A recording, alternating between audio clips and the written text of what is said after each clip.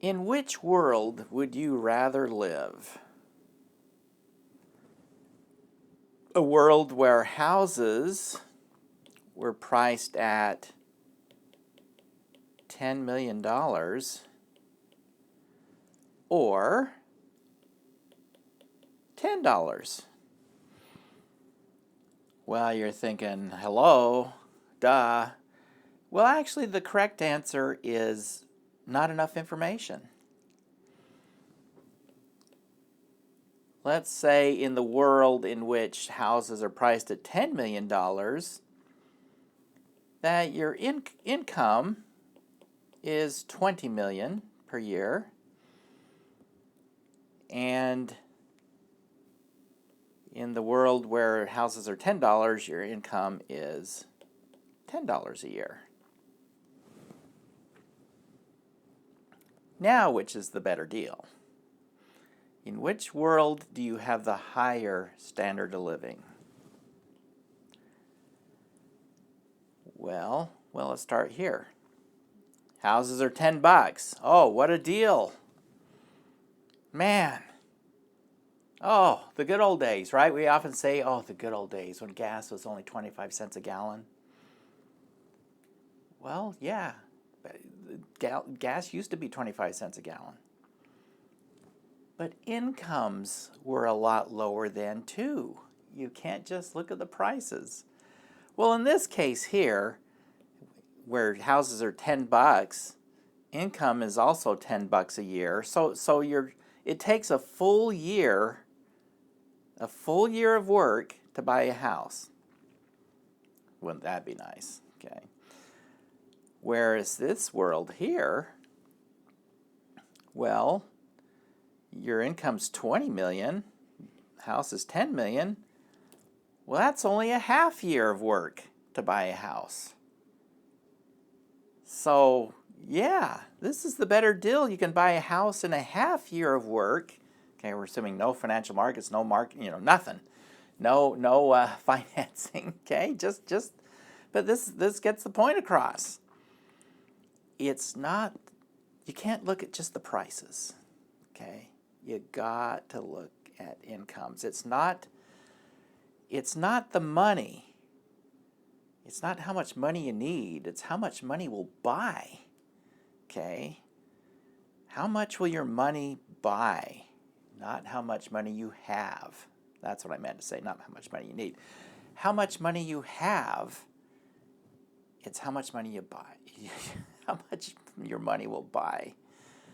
That's the issue. So, we're going to look at the cost of living and a way to measure the cost of living. Now, in the last chapter, we looked at the GDP deflator as a way, and again, a better word for that is GDP price index. The GDP price index will tell us what the inflation rate is. But that covers all final goods and services. Remember that? All final goods and services. So what we would like to have is a price index that focuses in only on what consumers purchase. Okay, I don't know about you, but I've never been in the market for a 747 or a freight train or a ship. Okay, all that's included in GDP. So what we want is to have a measure of the cost of living for us. Okay. For what? Consumers. We the people, consumers. And that is called the Consumer's Price Index, or CPI for short. The CPI just focuses in on what a typical, I put typical, in quotes, whatever typical is, but what a typical consumer purchases. That's what the CPI is. Well, what does the typical consumer purchase? Well, stuff like this. Speaking of housing, that's a big one. Food, yeah, another big one. In fact, that's where most of our money goes, between housing and food and transportation. Oh, and the older we get, medical care. Not so much when you're young, sometimes, now and then. Certainly there are exceptions to everything, but on average, this is something that as you get late in life, especially very late in life, you can actually consume pretty much everything you've got if you're not careful, or if you didn't plan very carefully ahead. Recreation, clothes, education, okay, all those things that a typical consumer purchases. So the CPI is much like the GDP deflator, has a base year, and you can calculate the rate of inflation by calculating the percent change in the index numbers. But we get different estimates of inflation from the two methods. The CPI only tracks consumer goods, and the GDP deflator tracks all final goods, okay, and services. So because the GDP deflator tracks everything and the CPI only tracks consumer goods, yeah, you're going to get some different estimates. So let's take a look at why that is. You can see why when we calculate it. It has a different calculation. So here we go.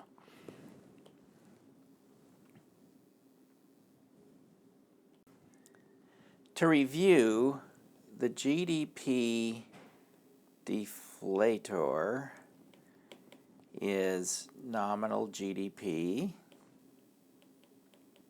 divided by real GDP. Okay, and what is that? Well, nominal GDP was the price in the current year multiplied by the quantity in the current year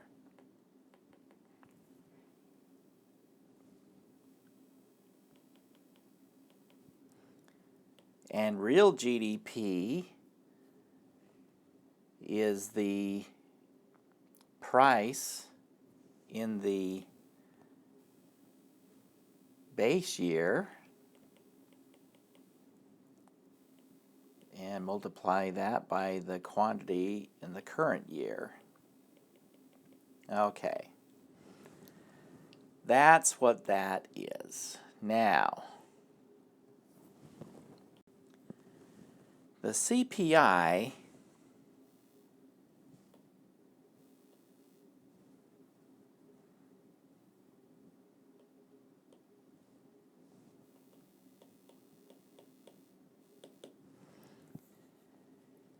what that does, how the CPI is calculated is they take a basket of goods that the typical consumer purchases in the weights of the typical consumer, and they take the price in that base year. They take a base year and they hold that basket constant,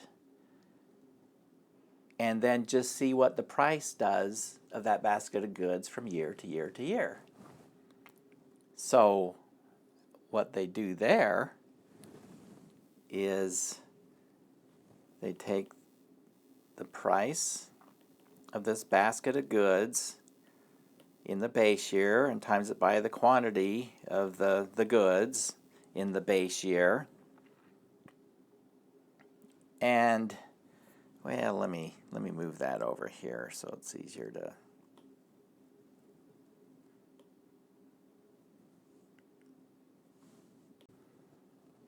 Okay, so we've got the price in the base year, or let's do this, the quantity of goods. Here's the basket of goods, and valued at the price in some base year. And then what they do is they carry that through to another year, which we'll call, the current year. But they keep the quantity, the basket, the same. But they value it at the price in a current year, okay, a later year typically. Or it could be just a different year, okay, whatever year we're looking at. It could be earlier, actually. So that's how they do it. So what is the difference? Well, both calculations are the same here.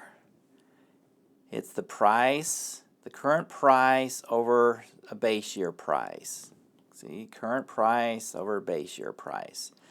So they're calculated the same there. Where they differ is here. The CPI keeps quantity fixed at the base year, whereas the GDP deflator keeps quantity at the current year. So in addition to the fact that the CPI is only goods and services that are a subset of the GDP deflator. Again, GDP deflator is all final goods and services. CPI uses just consumer goods. There's a difference in the way it's calculated. The CPI is weighted with quantity in the base year. The GDP deflator is weighted with the quantity in the current year. The result is that the GDP deflator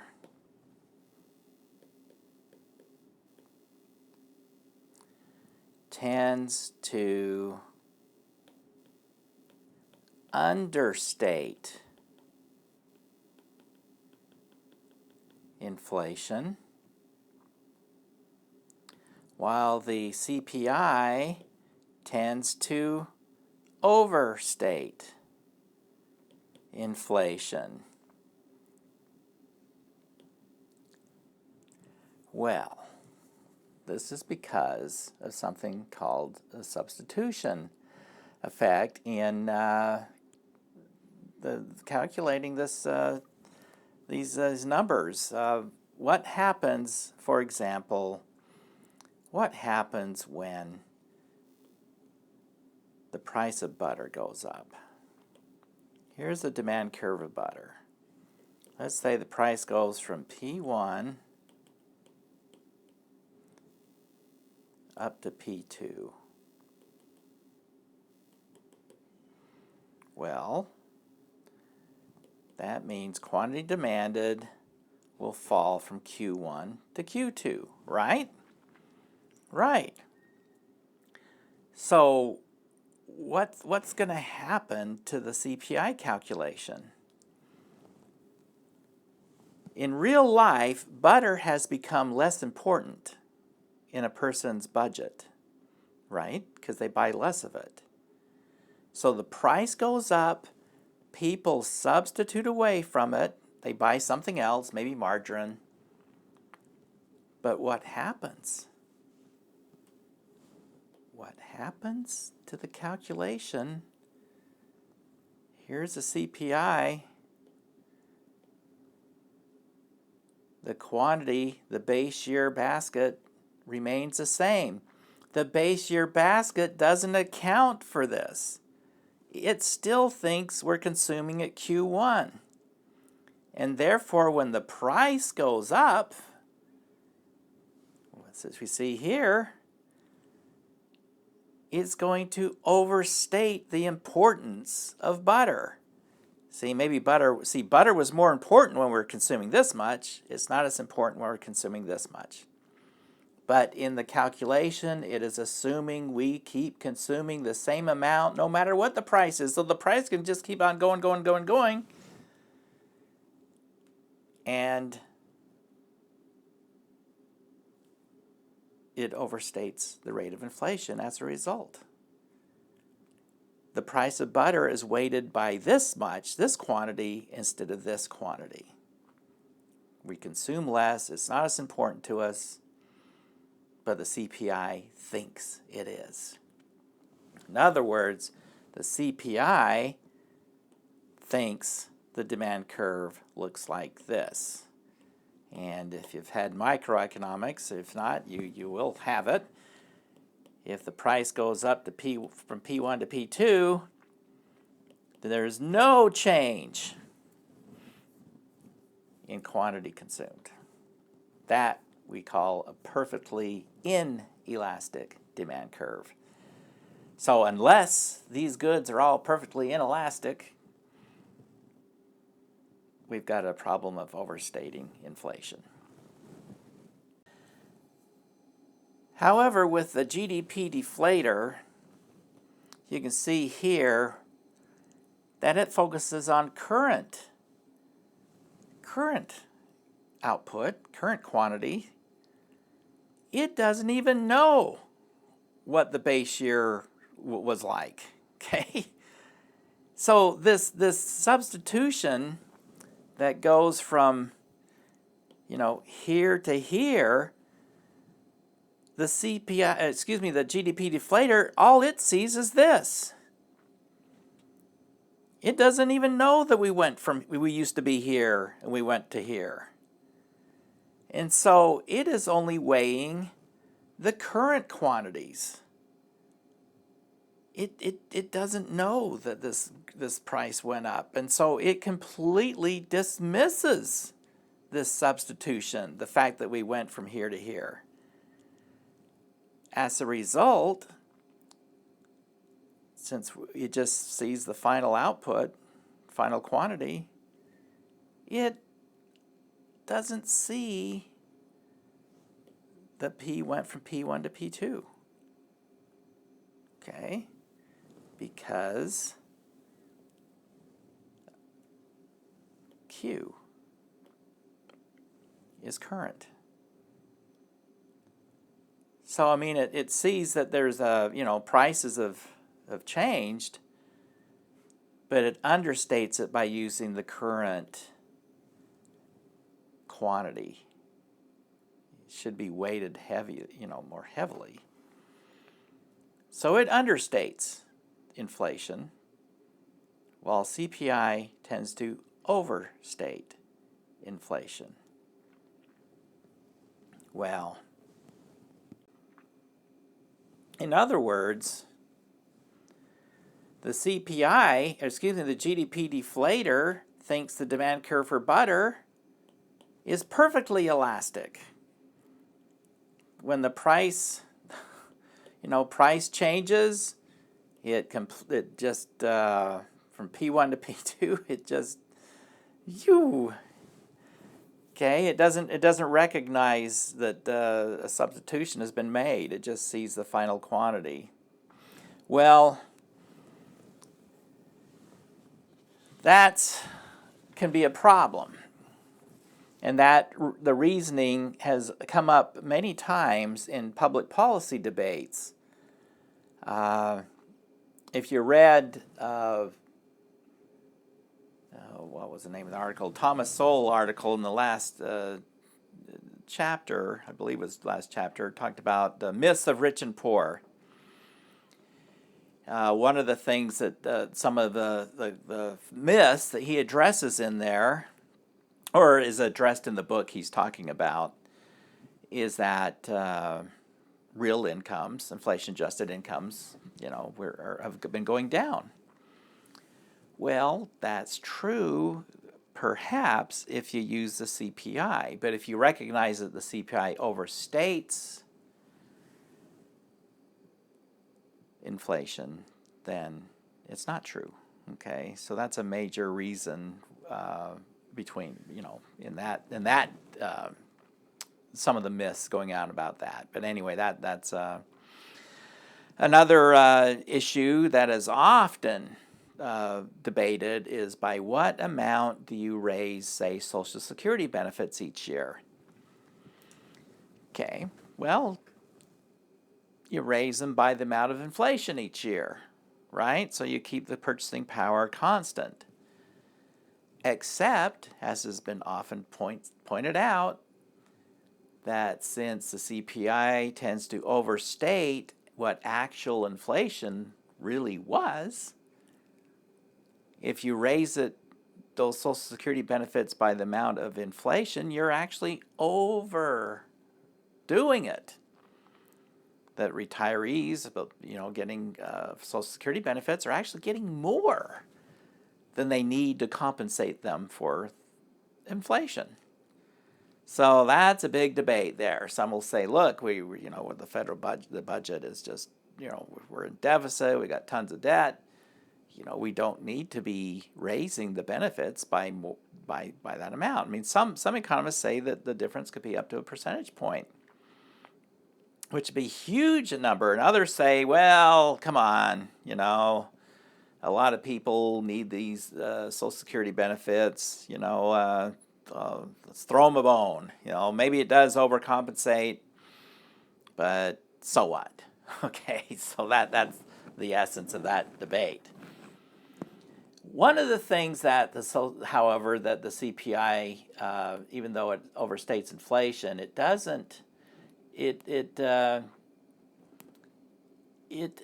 Well, another reason why the CPI overstates inflation is because it doesn't consider the cost savings of new products that are introduced. For example, well, let me write this down. Okay, other reasons CPI overstates inflation. One is does not recognize. Sorry about my writing.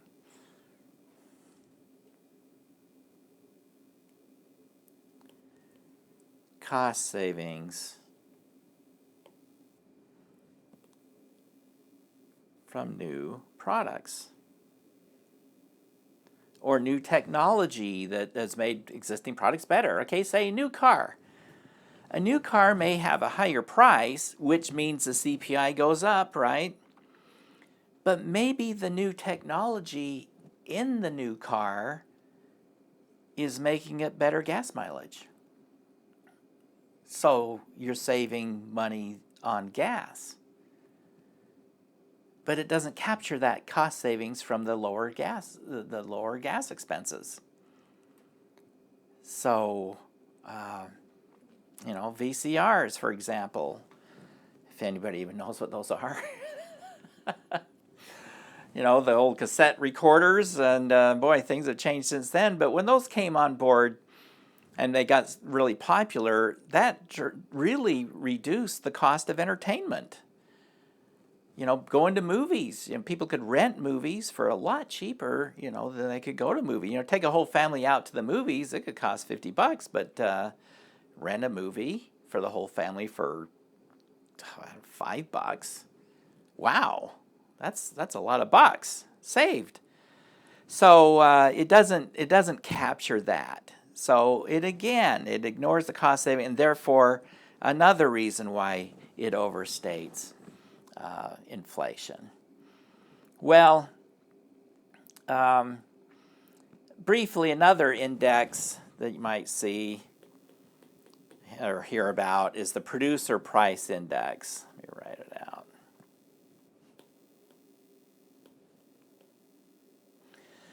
Well, you can guess what that is. The Consumer Price Index just focuses on consumer goods and services, stuff people, households buy. Producer Price Index focuses on things that businesses, buy.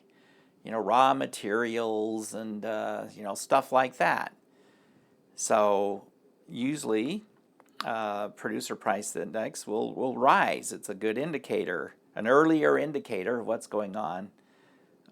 Perhaps with inflation, you can see that changes there typically before changes in the CPI. Well, Now we're going to play around with this. We got to learn how. In fact, I'm going to cut this video off. We'll do that in another one. This is getting kind of long. So in the next one, we'll actually calculate. We'll use the CPI to make some calculations to see what numbers in one period are.